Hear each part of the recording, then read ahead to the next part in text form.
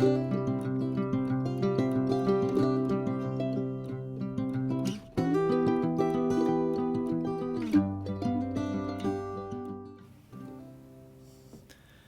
is an introduction to jelly printing, a form of monoprinting on a gel plate. I will be using a jelly brand plate. This is 6 inches by 6 inches, and you can see that it's been very well used. These come with a plastic sheet on both sides. You take it off the side you're going to use. They can be used on both sides, and leave the plastic plate on the other side. This is a brayer. It's a round wheel device on a frame. This particular one is a Speedball brand brayer, and you use that for distributing the paint. I do most of my printing on regular cardstock. This is acid-free. It's about 65 pounds, and it is a weight that's heavy enough and stable enough to frame a final print if that's what I decide to do. I like to print primarily with found objects, although I use a few rubber stamps too.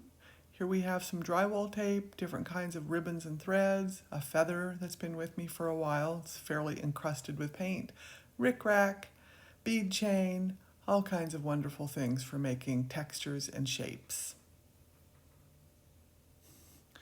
You do need to be a little bit careful when you're using a harder object. You can mar the plate. That is a soft silicone plate, and you can scratch or mar it. I'll be printing with acrylic paint. You can use virtually any kind. I do a lot of printing with Liquitex Basic. This is about $5 for a 4-ounce tube in the US, and it prints very nicely.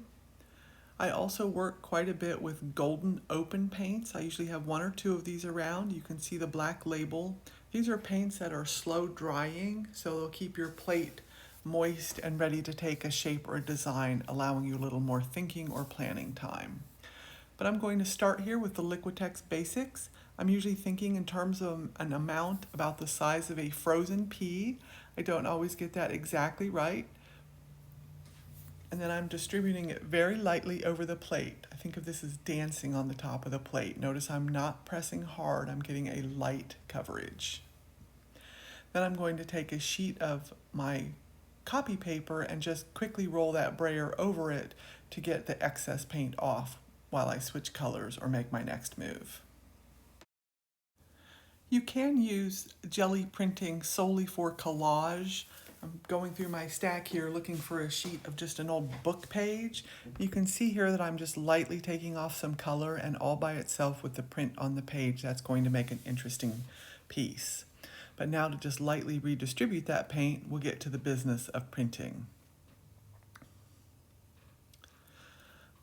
I'm pulling out some of my found objects here. We have the drywall tape, this feathery ribbon, thread, ribbon, whatever it is that I really like. It makes a wonderful shape. Now we're taking our first print. I'm just using my hand here. There's a specialty tool for this. It's called a batten. I believe I have one handy. I'm going to go here and see if I can find it to show to you. This can be useful if you have trouble with your hands. Sometimes my arthritis gives me an issue, and it can be nice to have this tool for evenly applying the pressure, but most of the time I'm using my hands. Got a bit of a light print there because I was talking so much, the paint was starting to dry. I'm going to pull these pieces off and see if I can get a second print of the shapes left underneath.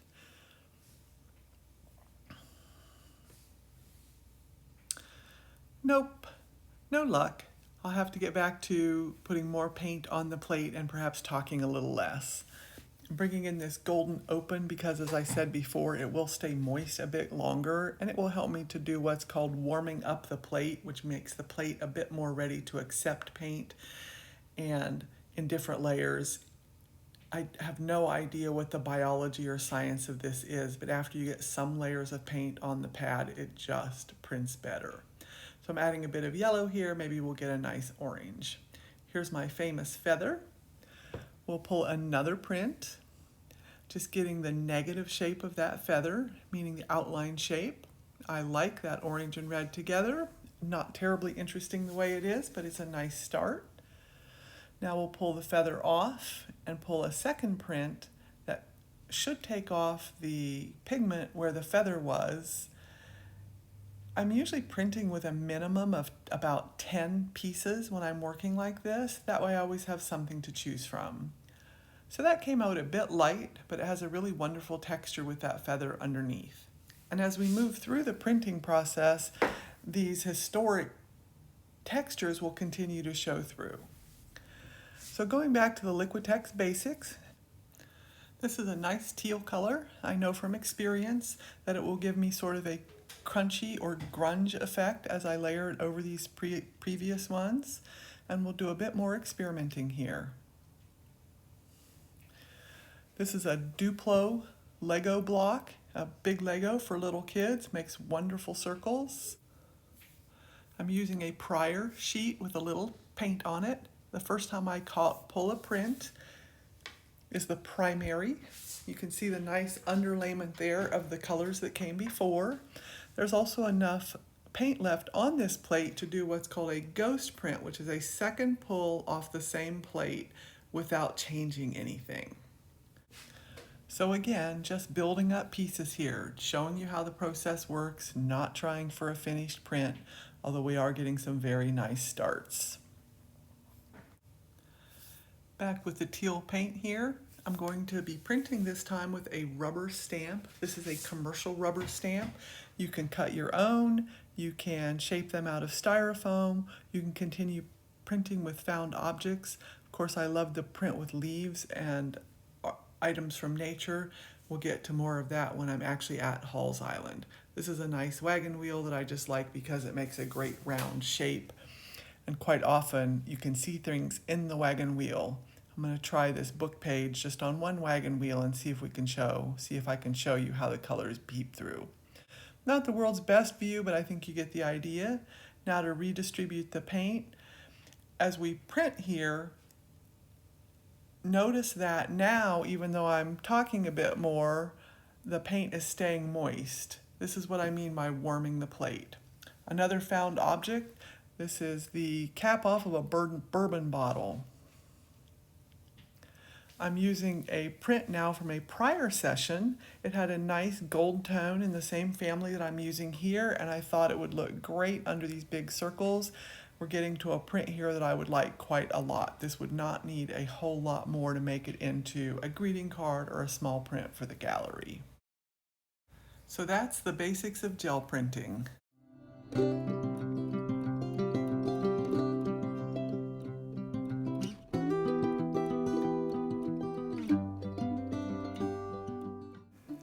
This is my first printing session at Halls Island. I've taken a walk around the island and gathered some leaves.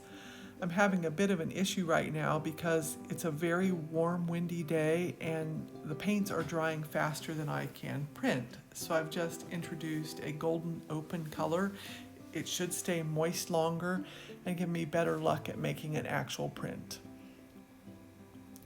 I'm using this piece of paper to just pull it off and see if I'm getting some of the green underneath that had previously dried on the plate. And yes, it looks like that's working for me. I have found a fern that's just a wonderful crunchy shape, and I'm hoping to get some prints from that. Still using the golden opens here to try to get the plate to cooperate a bit more. You can't see the prints around me because I'm having to keep everything in bins to keep them out of the wind. We adjust to our circumstances. So this is just a gorgeous fern, crunchy and textured. It's going to give us a great positive and negative shape. Love those outlines. Still going to be a little bit of paint on the plate. We're going to see if we can get that to come off on this pink one. A little bit, but not a whole lot. Still developing some really nice texture there.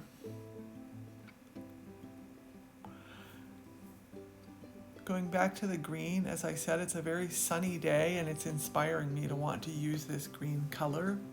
I also think it's going to look very good with that blue that I had printed before, and as the plate warms up, it should give us a little more of a chance to use that before it dries. Unfortunately, the conditions are making me have to make decisions a little bit faster than I might prefer. I'm not exactly sorting through my stacks of prints to see my favorite. I'm getting one that will work. But as before, this is a very intuitive process, and it's going to be in the category of all's well that ends well. Nice texture there. All kinds of lines going all around the paper.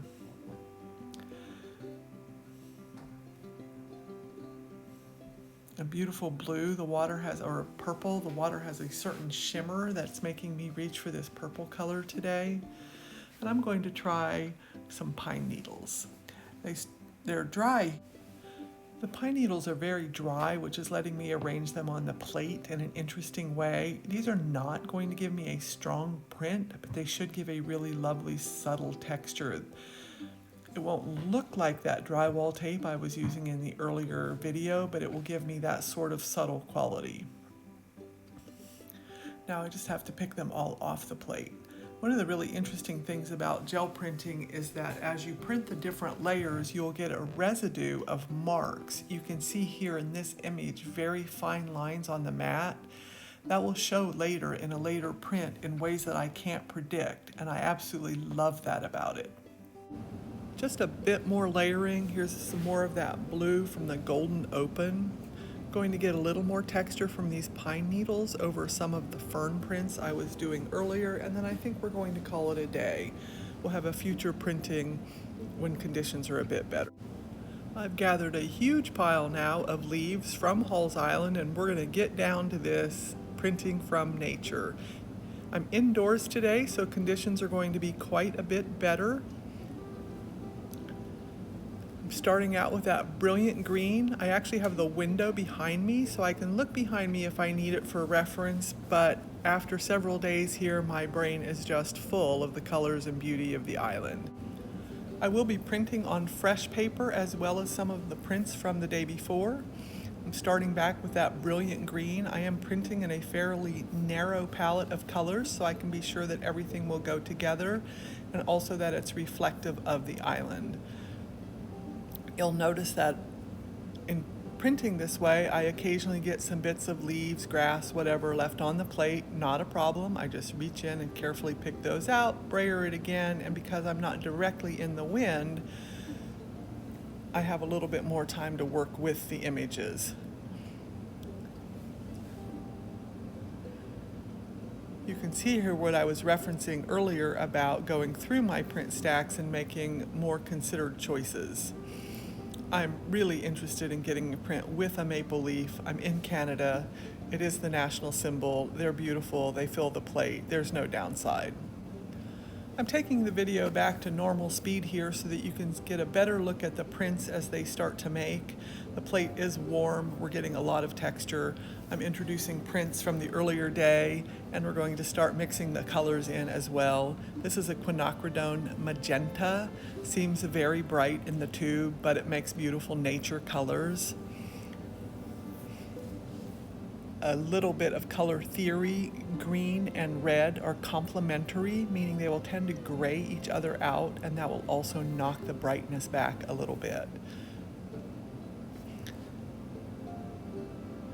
You can see the uneven texture on the plate. We're starting to build up different paint layers, and that's going to take us back to that crunchy quality I keep talking about.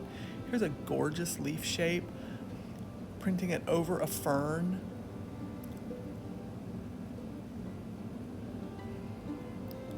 Now you can see where the lights and darks inside the print start to complement each other in contrast with the red. I have a lot of paint on this leaf and it's quite moist. I'm going to see if it'll make an interesting print on another piece of paper. Because it's a transparent color, meaning see-through, that didn't really work for me, but it's always worth a shot, and I would recommend that you try it if you're doing this kind of printing.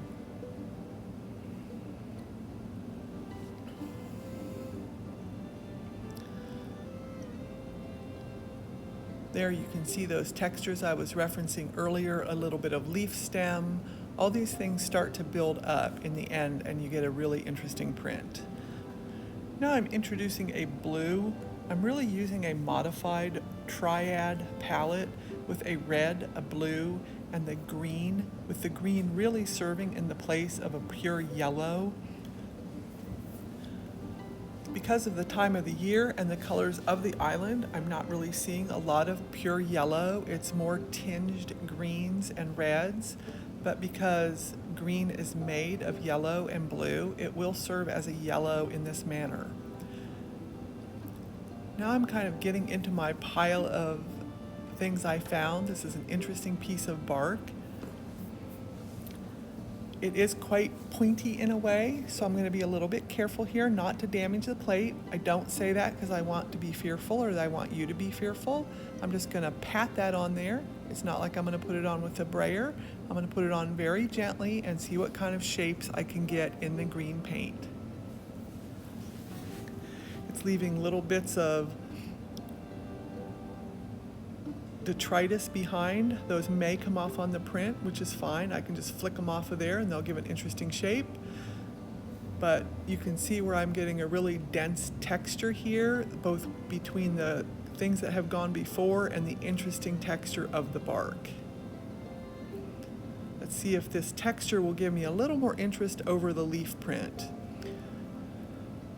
So just little flecks of paint in that white area make this piece even more interesting. I liked it quite a bit, and it's just getting stronger with each pass.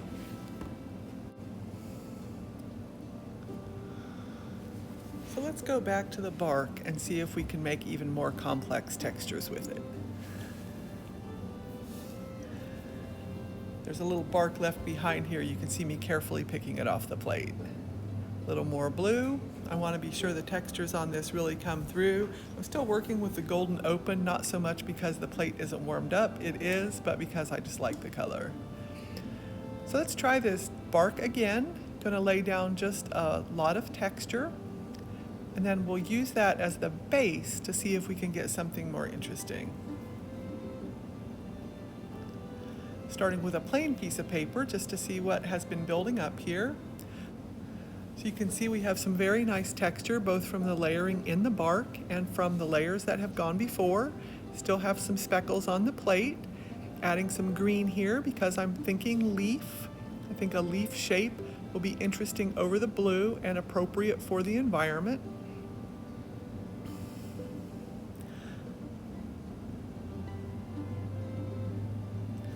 Trying a different maple leaf here that has a little bit of a malformed shape. I think that could be interesting against the blue. I'm hoping some of those lights come through. So we have that a little bit, but they're also very close to the same value, so the leaf is not showing as much as I might wish. Now I'm going to put that leaf stem we saw earlier inside the leaf print. And that's going to start to make something very interesting here. I like that a lot. I'm now just using a little bit of paint left on the plate to expand the size of this print. I think it might go a little larger, so I'm just giving myself a little more room to work. One of the things I found that was really interesting was a piece of grass from the river that had washed up on the shoreline. It's going to give me a texture a lot like the string I was demonstrating in the how-to video at the beginning. I'm introducing some blue here, which is a transparent color. I'm using a lot of transparent colors here, and eventually I'm going to have to use something a little more opaque to make some of these shapes show through. I'm liking the idea of that grass across these layers of leaves. I already have 3 or 4 island objects on this leaf, and I think the grass will make the perfect finishing touch.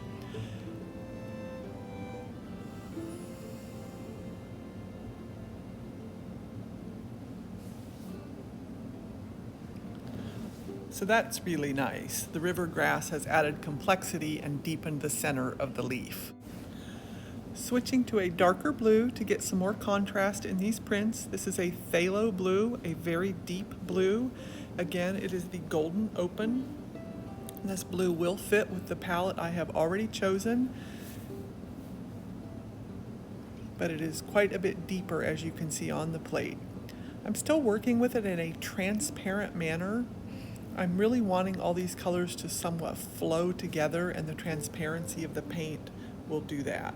And by transparency, I mean literally what it sounds like. You can see through the pigment And so as you see through each layer of color, it makes the print more complex and more interesting. I think I'm going to go back to the river grass here.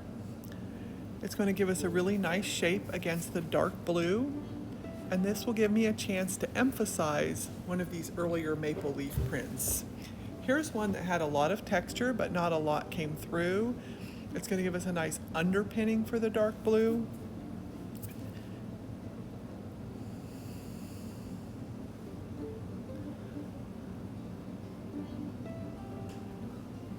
Oh, so look at that.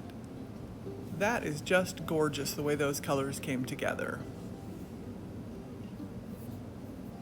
Let's try that ghost, the remaining grass on this maple leaf that was so bright that we were having a little trouble seeing it.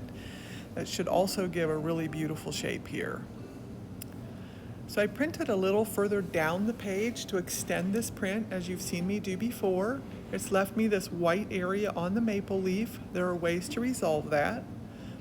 Right now, I'm just going to take a little bit more pigment from around the edges of the plate and expand the size of this print overall, but ultimately I will have to do something with that white area on the upper maple leaf. Lots of opportunity here. We'll just see what happens.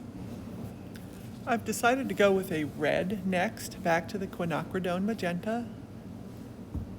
And as these layers start to build up, you can see why I'm interested in working with transparent paints. None of these are getting fully covered over, so all the things that happened before are showing through. You can also see as we get later in the process that I have more interesting pieces to work with and I'm getting closer to final prints. So here's one of those yummy ferns. I'm going to take a piece that had a lot of texture but not a lot of pattern in its own right, and I'm going to put that fern shape on here. I know because I'm sticking with the same color palette that the colors will work well together. That at this point, that's not even a question. Oh, is that ever beautiful. I still have that light area in the bottom like I had on the maple leaf, but resolving that is not going to be any kind of an issue at all. I have plenty of pigment on this plate. I'm just going to take the print back down and take some of the pigment onto this white area. Because it was white, it's going to print lighter, and that's going to give me a really interesting contrast. I still have quite a bit of moist magenta paint on the plate. It's going to look great with this maple leaf. I've got some texture from the fern, so we're going to have those two things coming together. So now there's a lot of buildup of layers and coloring in the print. I particularly like the veining of that fern, but I've that bright green. I wouldn't mind getting a little bit more pigment on there. We're going to give that a shot. I don't know if the plate has it to give. Very lightly. That did help tie the piece together. As we get closer to finished prints, I'm now introducing a deeper color. This is a Liquitex Heavy Body Muted Gray. I know from experience that although they call it gray, it's actually a deep, soft purple. And I also know from experience that it will complement the colors we've already chosen. If you stick with a limited palette, the colors going together well is not going to be a problem for you. I've chosen a different leaf shape that's going to give me a very strong positive and negative outline, and now I'm looking for something interesting to show that leaf shape through. Here I have some ferns that have lots of color and texture, but it's a bit jumbled looking, and I think the strong shape of this leaf is going to help pull it together. Yes, I like that a lot. I still have the positive shape of the leaf on the plate. I'm going to see if we can pull this green and magenta piece together. You can see me thinking about where exactly I want it on the print. So I'm not really feeling like that worked. If anything, it made this piece a bit more confused. I might think of another solution, or this piece might end up as a future collage item. I'm really liking the contrast, the green and the purple in this one. Using a clean piece of paper to clear the plate, but even at that, I'm getting this lovely subtle leaf print from the leftovers on the plate combined with texture from the earlier printing. I'm thinking this green will contrast beautifully with the purple, and I'll lay some of that down thinly. I don't want to block out all the purple. And then I'll be looking for a very strong shape that will give me an outline and preserve that gorgeous textured leafy area on the inside. So we'll bring this little favorite back, add this layer and see how well that worked, and I would say beautifully. Now, because it's the way it works, I'm going to have this leaf shape on the interior, and we'll see what we can do with that to add complexity to another piece that could use some finish. You can see I have built up quite a number of pieces. So this might be a little too dark to go with the purple, but I like the complementary nature of the magenta, so let's give that a shot. So I'd say that worked. The purple and the magenta complement each other beautifully. The veining has come through, and I love this.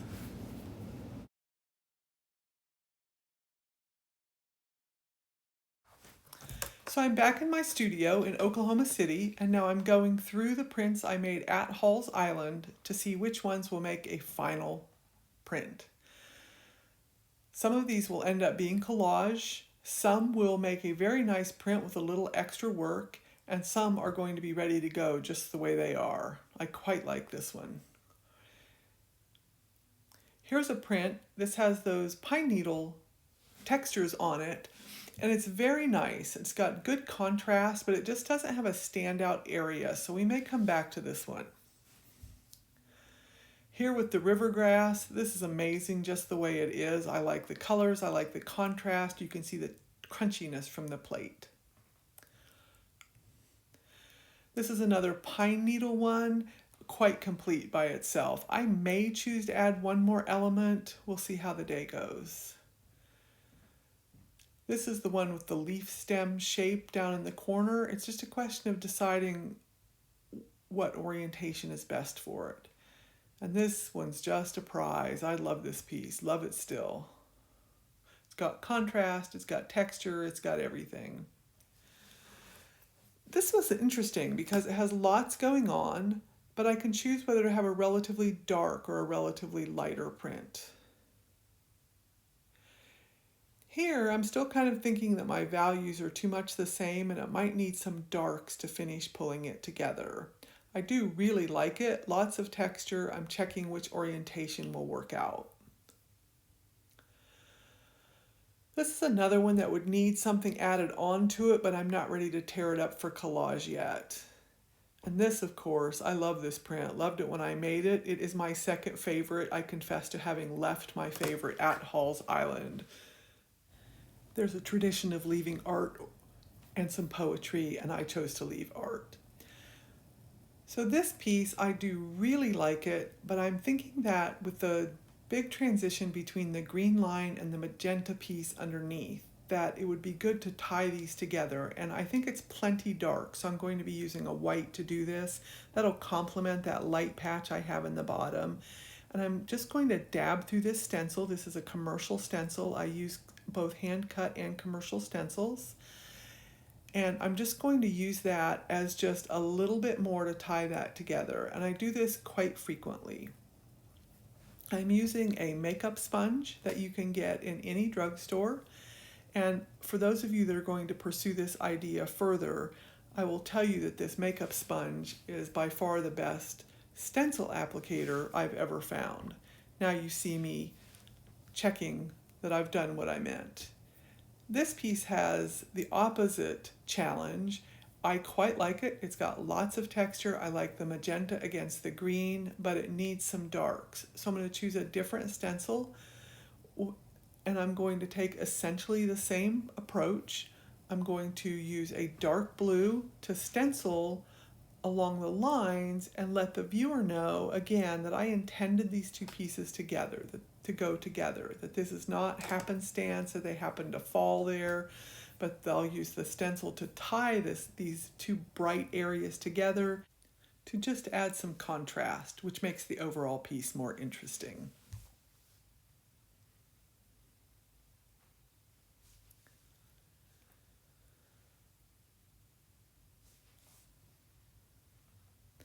Now I'm looking at the orientation again. You will see me do this a lot in these more abstract pieces, to just keep looking in the different directions and seeing what I believe the piece needs and what direction will make it show to the best.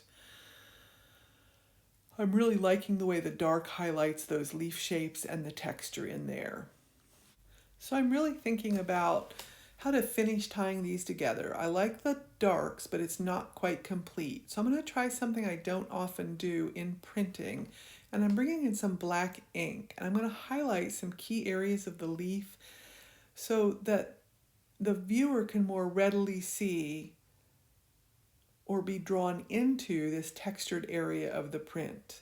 I don't want a lot of line. I'm more interested in the crunchiness and the texture here, but I do think that the line sort of informs what Deborah's doing with the black dots in the first place. So I did decide to see what I could do with this piece. I just really love these lines. It's got the pine needles that I was so excited about, but notice that all the shapes, whether up and down or horizontal, they're all roughly the same size, and that would not have been my intention. But I still have this wonderful light dark contrast, and I'm going to see if I can bring a little dark back in and tie this piece together. I'll be doing some experimenting here. Often I know exactly what I'm going to be doing next. In this case, I'm really having to think about it, but as you can see, I'm reluctant to give up on this piece. I've decided I'm on the right track, but I just need my darks to be a little bit darker. This piece is tending so much towards the light edge of the value scale that it just needs a little bit more pizzazz.